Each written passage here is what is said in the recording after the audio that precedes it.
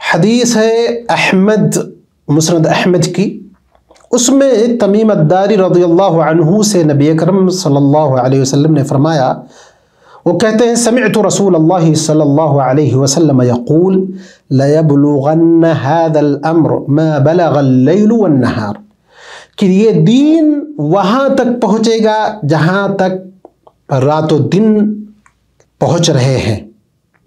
وَلَا يَتْرُكُ اللَّهُ بَيْتَ مَدَرٍ وَلَا وَبَرٍ إِلَّا أَدْخَلَهُ اللَّهُ هَذَا الدِّينَ، اور کوئی گھر باقی نہیں بچے گا جس میں اللہ رب العزت والجلال اس دین کو داخل نہ کرے۔ تو اس میں یہ حدیث گویا کہ اس وقت کی ہے جب اسلام کمزوری کی حالت میں تھا اور ایسا لگ رہا تھا کہ لوگ اسلام کو مٹانے کے لیے پل پڑیں گے اور اسلام کا نام و نشان مٹا دیں گے۔ تو اللہ کے نبی جناب محمد رسول اللہ صلی اللہ علیہ وسلم نے اس حدیث کے ذریعے ایک دلاسا دلایا کہ اسلام مٹنے والا نہیں ہے، قیامت تک کے لیے اسلام اپنے پاؤں پر کھڑا رہے گا اور مضبوط سے مضبوط ہوتا جائے گا۔ اس حدیث میں جو کلمات ہیں اس کے معانی، الامر کا مطلب ہے اسلام، دین اسلام ہمارا، لَيَبْلُغَنَّ یعنی پہنچے گا، ضرور ضرور پہنچے گا، مدر کا مطلب ہے مستقل گھر، چاہے مٹی کا گھر ہو، سیمنٹ کا ہو، اینٹ کا ہو، لکڑی کا ہو، ہر وہ گھر جو مستقل طور پر جس کی تعمیر کی جاتی ہے۔ اور وبر کا مطلب یہ ہوتا ہے کہ ٹیمپریری یا وقتی طور پر جو گھر بنایا جاتا ہے رہنے کے لیے، جیسے خیمہ زن ہونا، خیمہ وغیرہ لگا کر کے یا کوئی بھی چیز ایسے کھڑی کر کے بنا لینا وقتی طور پر، یہ دیکھتے ہوئے کہ یہاں سے ہمیں کوچ کرنا ہے۔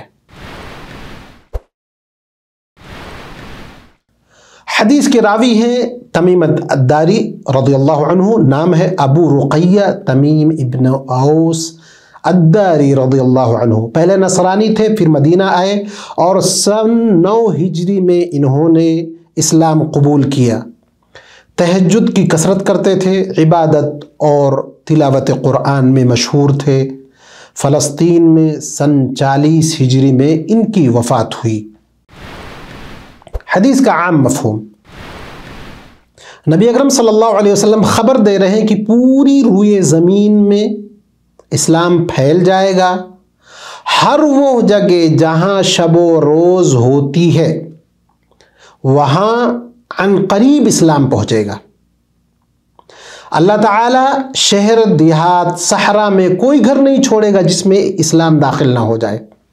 لیکن اس سے مراد یہ نہیں کہ روئے زمین کے سارے افراد اسلام میں داخل ہو جائیں گے، بلکہ مطلب یہ ہے کہ اسلام کا حکم ساری زمین پر پھیلے گا، سارے لوگ اسلام کے حکم کے نگی اور اس کے تئیں ہوں گے۔ اور اس خوشخبری پر اللہ کا قول جو قرآن کریم میں آیت ہے، هو الذي أرسل رسوله بالهدى ودين الحق ليظهره على الدين كله ولو كره المشركون، یہ آیت ہے جس میں اس بات کی طرف اشارہ ہے، اس خوشخبری کے اوپر دلیل موجود ہے۔ اللہ نے فرمایا وہی تو ہے جس نے اپنے رسول کو ہدایت اور سچے دین کے ساتھ بھیجا تاکہ اس دین کو سارے ادیان پر غالب کر دے، خواہ یہ بات مشرکوں کو کتنی ہی ناگوار گزرے۔ معلوم ہوا کہ مستقبل اسلام کا ہے اور بہترین نتیجہ متقیوں کے لیے ہے۔ حدیث کے فوائد، اس حدیث میں بشارت اور نیک فعلی لینے کا استحباب ہے، یعنی آپ کے حالات کچھ بھی ہوں، عمومی حالات کتنے بھی خطرناک ہوں، لیکن خوشخبری، نیک فعلی، اچھے کی امید نہیں چھوڑنا چاہیے۔ آپ کن بھی حالات سے گزر رہے ہوں یا عمومی طور پر امت کے جو حالات ہوں، ان حالات کو دیکھتے ہوئے کبھی بھی مایوس نہیں ہونا چاہیے۔ دوسرا فائدہ یہ ہے کہ اسلام کے پھیلاؤ اور غلبہ کے بارے میں اللہ کے رسول صلی اللہ علیہ وسلم اور اللہ رب العزت والجلال نے جو وعدے فرمائے ہیں ان وعدے کو पूरा होने का यकीन होना चाहिए कि अल्लाह रब्बुल इज़्ज़त वल जलाल वो दिन ज़रूर लाएगा जिन अय्याम में ये सारी चीज़ें होंगी। अगर हम ज़िंदा रहे तो देखेंगे, अगर हम ज़िंदा नहीं रहे तो हमारी ज़ुर्रियत, हमारी नस्लें उसको देखेंगी।